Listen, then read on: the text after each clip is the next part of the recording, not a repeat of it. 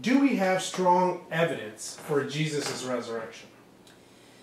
Yeah, it's pretty amazing when you really examine what history is all about and what constitutes good historical proof or good historical evidence.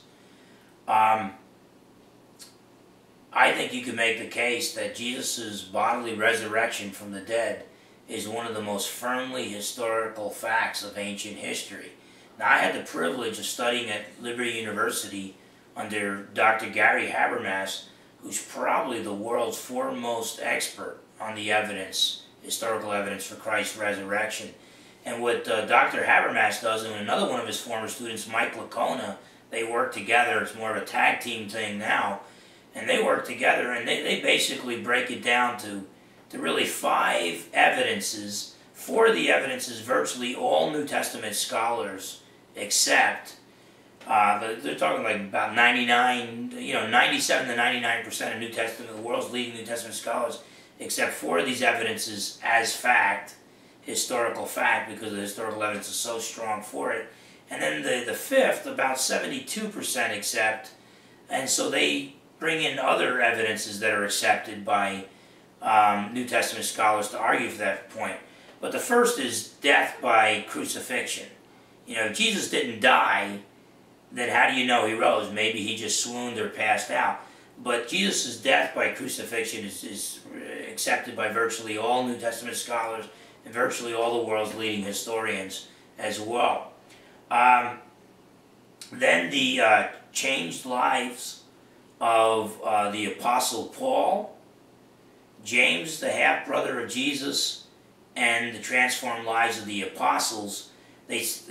All of these, apart from Jesus appearing to them alive after his death, there's no real explanation for that.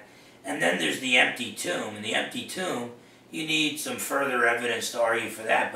But Paul's life was transformed. He went from being the leading persecutor of the church to being the leading evangelist, apologist, theologian, missionary of the church. Even to the point of suffering numerous times, being scourged, being stoned and left for dead, being shipwrecked, and eventually being beheaded. What transformed his life? Well, he claimed when he was on the road to Damascus to persecute Christians that Jesus of Nazareth appeared to him alive long after Jesus' death. Yeah, like a year or 2 after Jesus' death, and Jesus appeared alive to him. And he said that transformed his life. James went from mocking his brother. And virtually all New Testament scholars said, yeah, James, Jesus' half-brother, mocked him because the apostles wouldn't make that up. It's bad public relations. So he really, it's a principle of embarrassment. He really was a mocker. Yet, 40 days after Jesus' death, James is in the upper room with the apostles, and he's one of the leaders in the early church. How could he go from being a skeptic and a mocker to one of the leaders in the early church? Paul tells us in the ancient creed that goes back to the early 30s A.D., Paul quotes it in the mid-50s A.D. in 1 Corinthians 15, verses 3 to 7, that Jesus, after he rose from the dead, appeared to James one-on-one.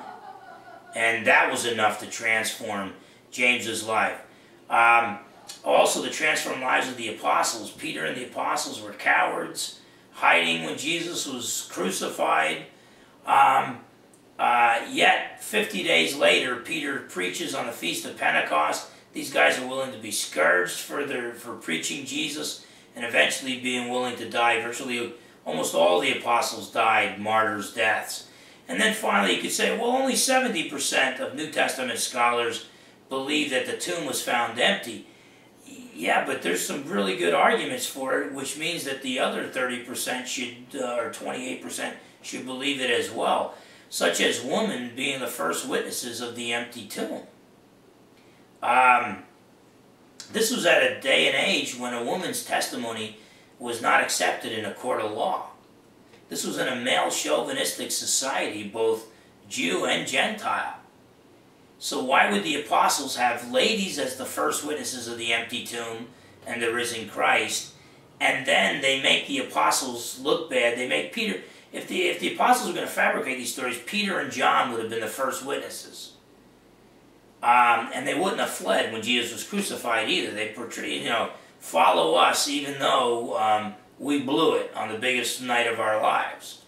That's horrible public relations. But, they even accused the ladies of telling women's tales, yet the ladies proved Peter and John, pillars of the church, proved them wrong. And so this is not something you make up. William Lane Craig even argues that, look, he was buried in a well-known tomb of a well-known man, Joseph Arimathea, who was on the Sanhedrin. Well, why would liberal New Testament critics acknowledge that? Because the apostles wouldn't make it up. I mean, what if, let's say Joseph Arimathea was fabricated, never really existed. Well, by the early church saying that he was on the Sanhedrin, remember the Sanhedrin, 70 members, it would be like the United States Senate, 100 members there. It'd be so easy to ask the members of the Sanhedrin, is there a guy named Joseph Arimathea, one of your members? And if he wasn't, they refute the empty tomb right there. So they say, okay, well then he was a member of the Sanhedrin. But maybe he didn't give his tomb for Jesus to be buried. Well, then all you got to do is, the guys on the Sanhedrin, walk up to him. Did you or did you not give your tomb for Jesus to be buried? And he says yes. So, so there's lots and lots of good evidence of the empty tomb. If the tomb was not empty, the earliest preaching of the gospel, the book of Acts, Acts chapters 2 through 12, this is primitive theology. The earliest preaching of the gospel, most New Testament scholars date these sermons to the early 30s AD, and they're preaching Jesus is risen. If his body is in the tomb, right outside Jerusalem, it's so easy to produce the rotting corpse of Christ and kill Christianity once and for all in its earliest stage. That didn't happen.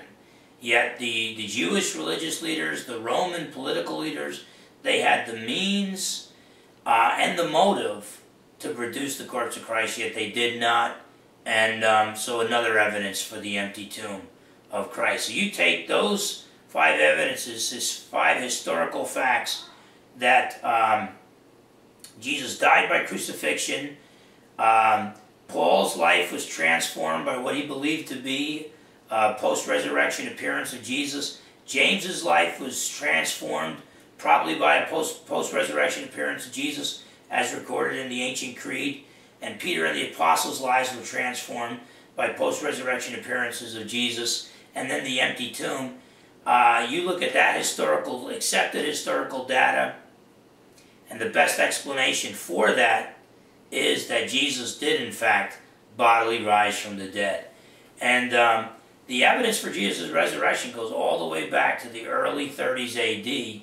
Paul's testimony, because he claimed that he was preaching the resurrection and it wasn't something new. He was claiming that the apostles preached the same gospel that he preached.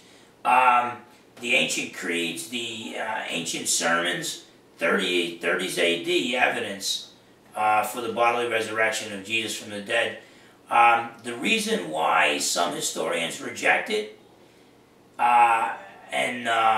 is not because of the lack of historical evidence. Historical evidence is ample. It's because they're prejudiced against miracles at the outset. So it's a philosophical bias against miracles that caused them to reject it, because the evidence for the historical evidence for Jesus' resurrection is overwhelming.